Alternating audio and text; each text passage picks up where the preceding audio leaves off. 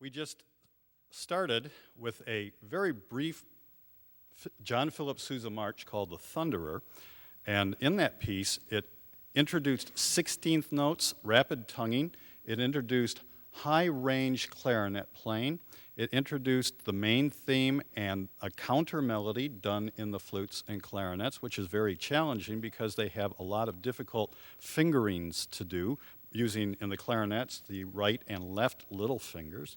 We also have, on this concert for the first time, some alto saxes. They started just a little bit after the first of the year and have worked very hard.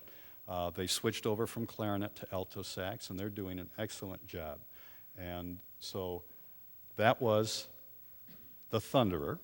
And Mr. Gott is going to come out now, and he's going to be conducting a piece called Hill and Gully Rider, and he'll give you a little bit of information about that.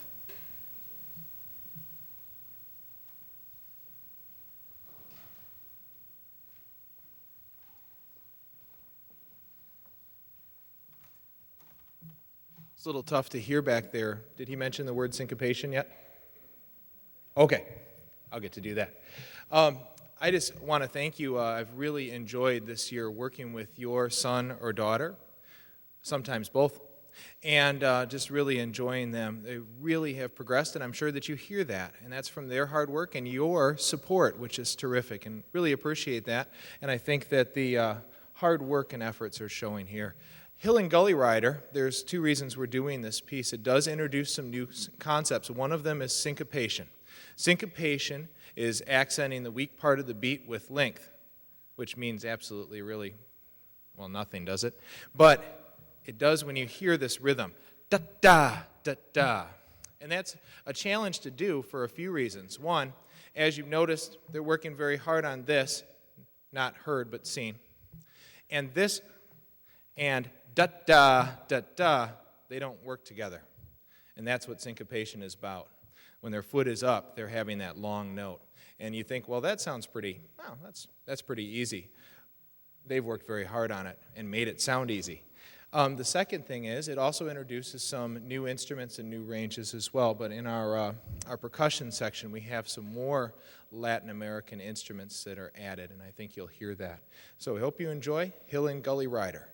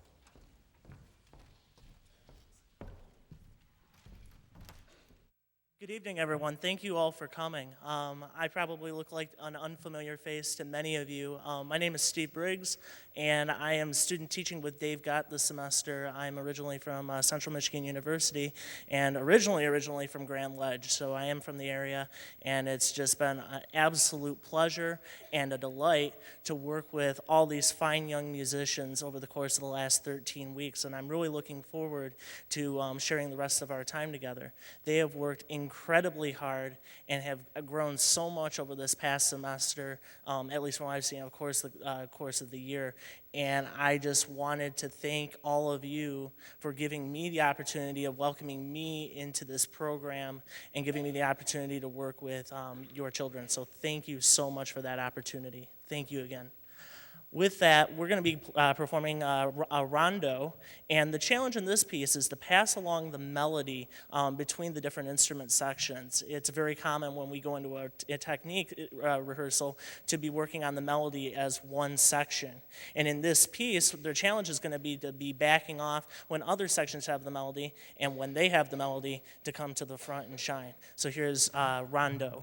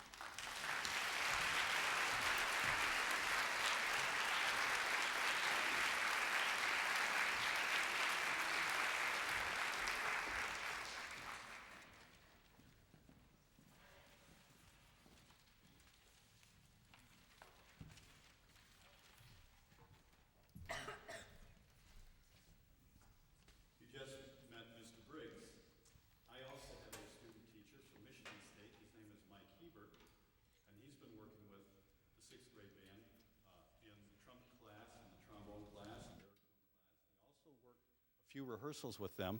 He was not able to be here tonight to conduct because there's a required CPR training that the student teachers have to take as part of their certification to be teachers, and that was offered tonight. And so it was a required thing through MSU, so he had to be there. So he really would have liked to have been here to conduct, but I would just like you to know that there was another person that is working with the groups as well. We're going to continue on with a piece that is normally played by a 7th grade band, and that's not unusual for a 6th grade band to do because as they progress throughout the year, we challenge them with more and different types of music. So the next two pieces that we do are of the level that a 7th grade band would do probably for their first concert of the year. And this is called Buena Vista.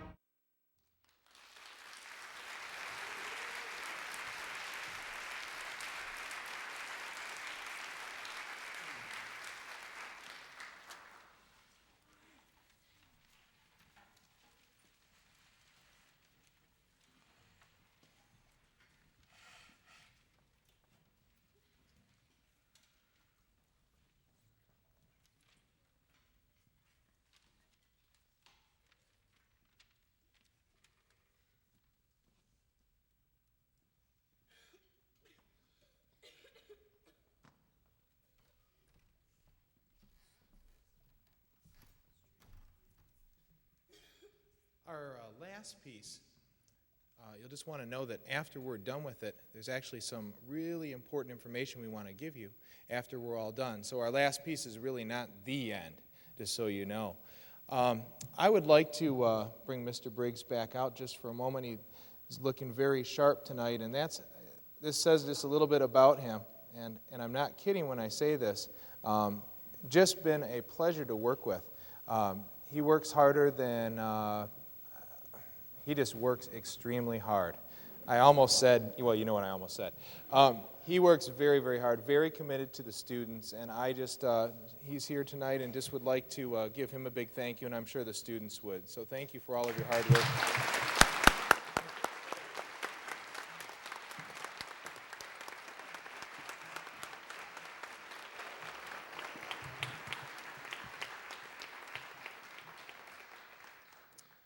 And our last piece of the evening is First Year Blues. And I know that you know about the blues and all of the fun things that it brings and how that belongs in our American history. But we've been learning just a little bit about that. And I'll tell you what, we've also been learning how to play as an ensemble again. These students have put this together in 3 48-minute, 49-minute rehearsals. And just so proud of their accomplishments. But this is called First Year Blues, and hope you enjoy it.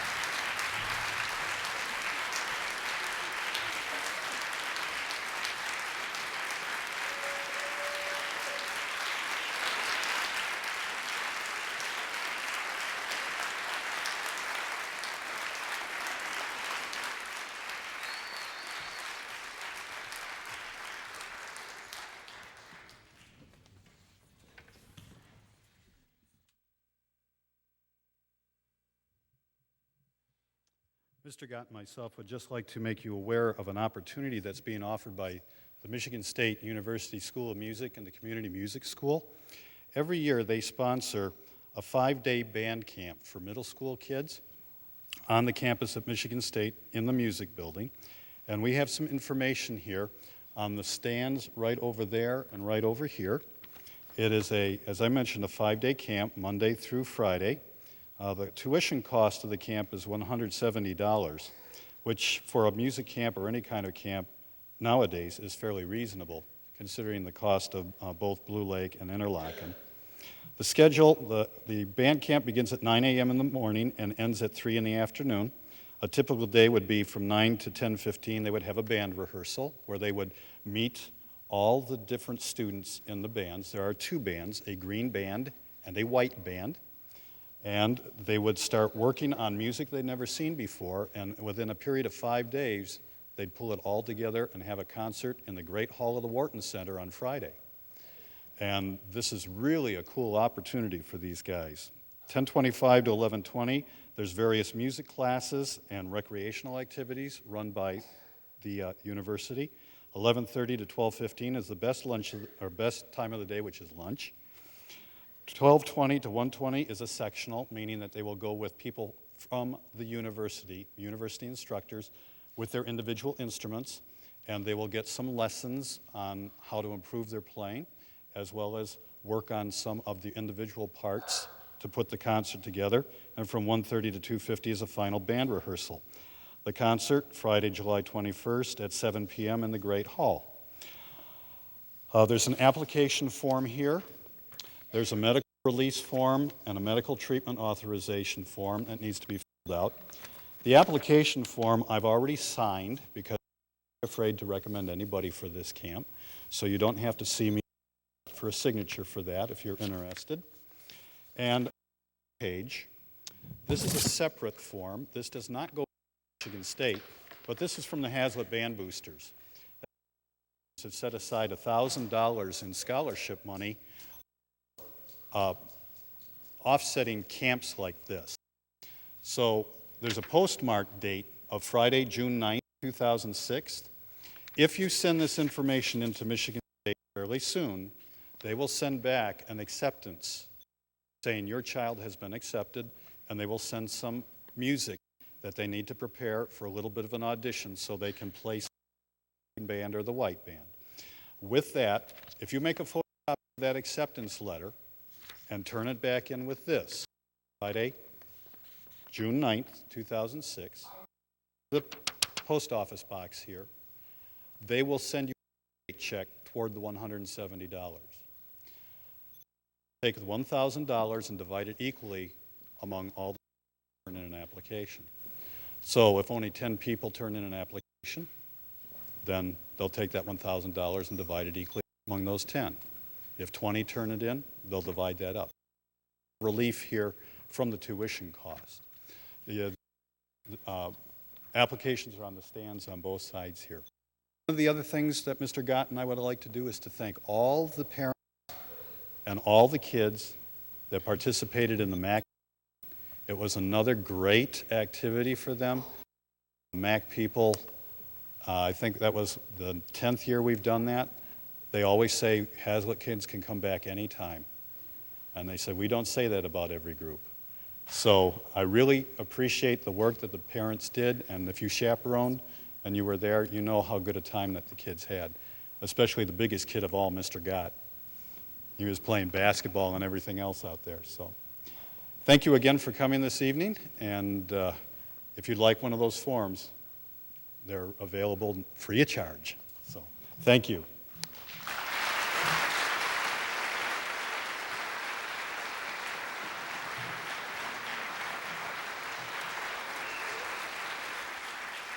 Make sure you take everything with you. Don't leave anything on